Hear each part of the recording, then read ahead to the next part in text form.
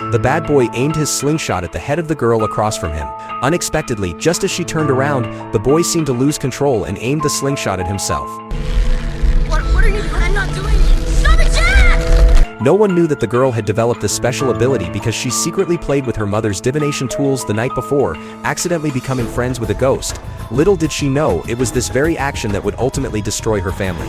That night, the older sister was sleeping when the blanket was suddenly pulled for no apparent reason. She thought it was a prank by her younger sister and yanked the blanket back. But the next second the blanket was tossed to the floor. However, the older sister wasn't scared because their mother was a medium. Although she wasn't a real one, some wandering ghosts still visited their home at night. She knew that as long as she ignored them, nothing would happen.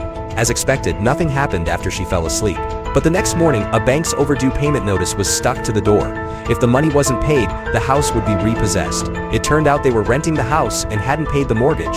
As their mother and sister were fretting over how to get the money, the younger daughter, who had been dabbling in spiritual communication, quietly sneaked into the basement. She then came back holding a bag of money. Seeing this, their mother quickly asked where she had gotten it. The younger daughter replied that it was from their late father, who had given it to her during a seance. At that moment, the mother realized her daughter also had the ability to communicate with spirits. Just as the family was relieved they no longer had to worry about money, strange things began happening that very night. The older sister went to the bathroom to wash her face, but as soon as she entered she heard eerie sounds behind her.